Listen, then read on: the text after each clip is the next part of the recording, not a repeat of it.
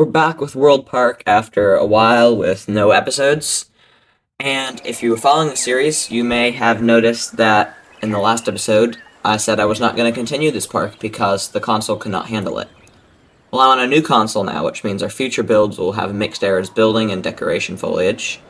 But I went ahead and built out the rest of this section and biodome with Therizinosaurus, Sungzoripteryx, and Jailopterus, finishing the Asia section of World Park. As you can see, I also built the Africa section. I would have done this as an episode, but when I transferred the console, I lost a lot of footage, and then OneDrive was acting up, and basically, this episode is a compilation of all the footage that I have of building the park. There's a whole lot of missing stuff. I don't know what exactly happened there. But as you can see here, we have the main street in the Africa section, then we have this Majungasaurus habitat that the tour goes through, and then the tour goes into this huge area that's like a living system biome. It's supposed to be a self-sustaining biome. We have Spinosaurus, Carcharodontosaurus, and Suchomimus, as well as several Ouranosaurus, Kentrosaurus, and Nigersaurus. It's just a huge exhibit. I did that because it was fast, and also, I wanted to do that, but also, I do have a little bit of footage of working on the Africa section of the park, but most of this episode is the Australia section. Despite the new console, which works so much better, I would really, if you're playing on an old-gen console, if you can, I definitely advise getting a new-gen console. And so here's where I'm working on the Majungasaurus exhibit. Also a little bit on the main exhibit. We also have a Lystrosaurus enclosure that you saw there.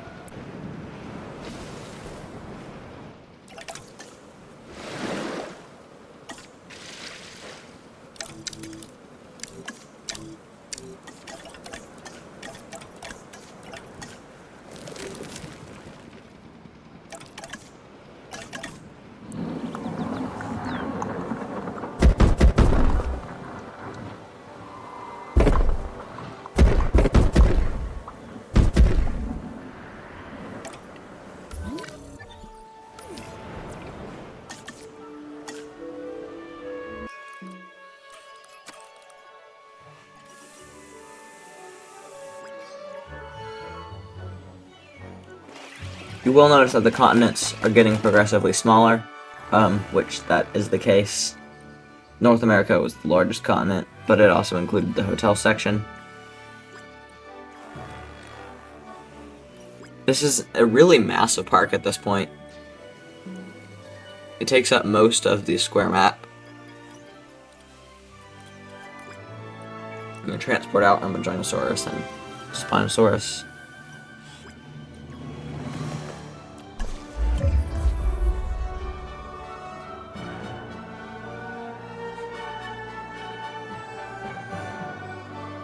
I didn't do a whole lot of decoration work, just a little bit. We still have that one copy that's broken out and it won't go away. I can't get the response team to tranquilize them, and I definitely can't get them myself. If I had that kind of accuracy, that would be pretty good, to be able to hit a copy from a helicopter. But even with all the modifications on the ranger team, the captain team, they can't seem to tranquilize the screenshot of the Spinosaurus here. That might be the thumbnail.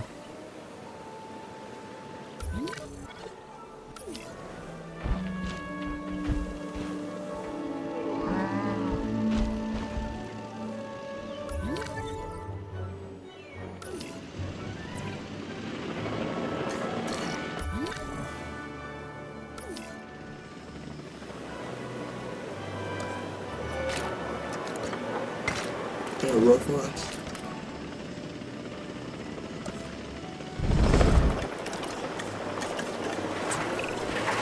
Alright. There's our Ouranosaurus. I built some nests for them out of rocks. I used the desert rocks for the outside and the Mediterranean rock for the inside.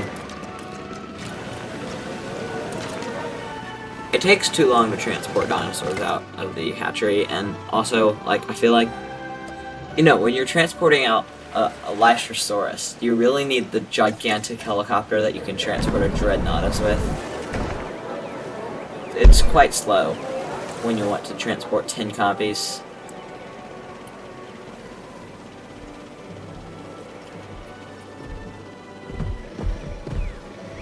The park is closed right now, but once I open it, it is a 5-star park.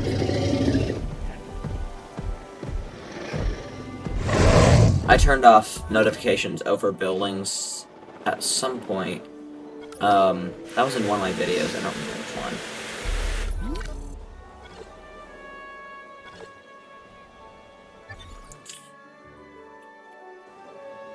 Yeah, I don't remember.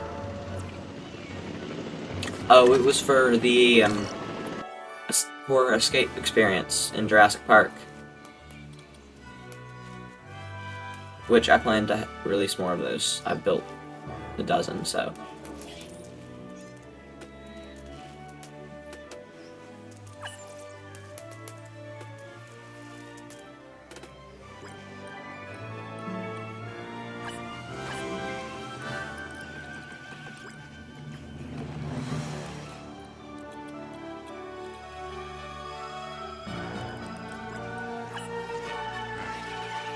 Okay, so here we go, starting on the Australia section.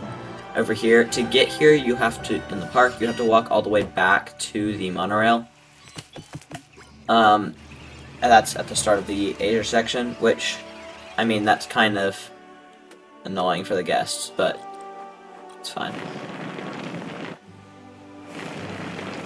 Okay, if anyone remembers how to reactivate a tour that's been destroyed, please tell me, because I can't remember. I can't remember how to remove this destroyed vehicle. You can't transport away, just deleting a section of track and replacing it, deactivating the building, none of that's working. I've done it before, but I just can't remember how to do it. Anyway, back to this path. I did all that just to make it even. We're going to have a secondary hill up here, which is going to have a zip line on it. Which you can also look out over the forest there. This does go directly up to the fence of the living systems area in the Africa section of the park. And I did replace that with a stronger fence, and also I made it a little more even to make it better to look at for the guests, because I wasn't planning for this continent to run into that.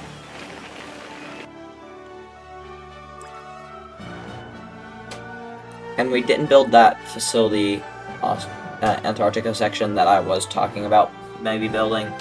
There wasn't, there was sort of space on the map, but I couldn't really do what I wanted, and I felt like I needed to have this park finished. So the entrance section with Cryolophosaurus is our Antarctica section. It was a little too deep. This is going to be our Muttaburrasaurus habitat here. There we had to skip in foliage a little bit. I placed a lagoon for a Kronosaurus, which you can only see through the zip line. 2 zip lines to get there and back. If you don't know, we have 4 Australian species in the game. Kronosaurus, Muttaburrasaurus, Australopithecus, and Midni. We're going to use all 4 of those. And there wasn't space. I wanted to have an under construction exhibit too.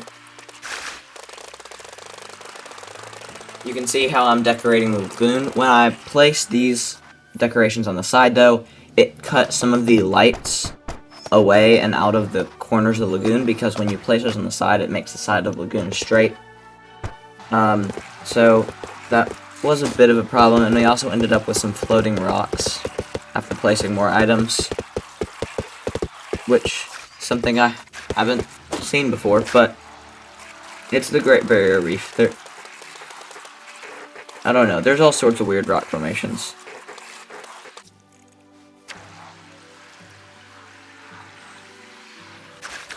This is on 2000% speed right now, because lagoon decoration isn't very exciting to watch. Most of this episode's on 500% speed. Alright, here we go. I like to use a mixture of the blue and green lights, but here I'm also throwing in some purple. I usually will just use blue lights when I decorate a lagoon, but even since that update's come out, I don't use lagoons all that often. I've probably only decorated five or six lagoons since last September. So,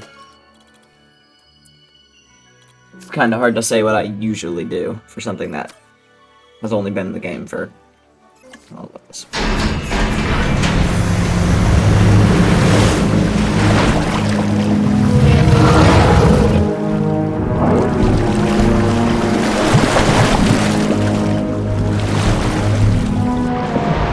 Alright, so there's our Chronosaurus. I meant to give them the black and white, like, orca pattern, but they got the yellow and black one. Like, and you will notice if you watch the last episode that I placed Chronosaurus originally in the other lagoon, the Atlantic Ocean Lagoon, but I did tranquilize those and remove them because we need our Australian species. There aren't all that many. I wish we had Leonosaura in this game. If you've seen Walking with Dinosaurs, you know Leonosaura. It's in the Ice Worlds episode.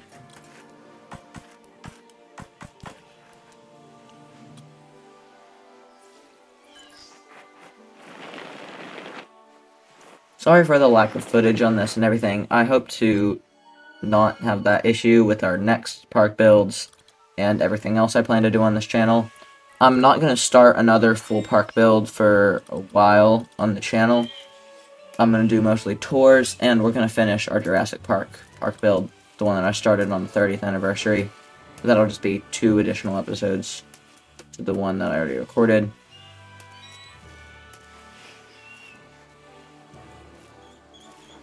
Here we have some more path work. I couldn't quite decide to do what to do for a while, and I did this in the end. I had to work with that slope and make it more narrow. And when you're trying to make path even, I was gonna do a raised thing here, but I decided not to because that would not make sense with the monorail being there. When you have to go next to it, like almost to the as low down as you can, almost like it's first person view, to flatten that out and make sure, because it really ruins, I think, in my opinion, it really ruins the path, the effect of it. If your path is wonkily uneven, even just half a contour line will really mess it up. Alright, here we go with some filling in with the dirt colored path. You can even see here there's no contour lines, but you can see now that I placed the path over it where there's some terrain difference that I will smooth out in just a second.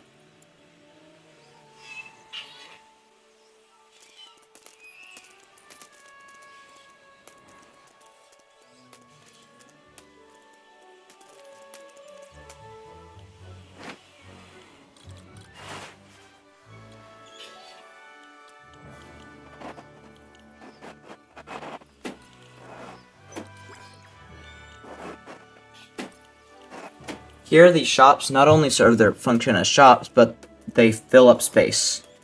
They're like a wall, like where I'd normally place the concrete wall, except that gets redundant after you've placed it 100,000 times. Oh, here I go, placing the concrete wall anyway. But, yeah, I think that's the main function of shops and sandbox, is space fillers, really. Because we don't need shops, except if you want to place it to make sense.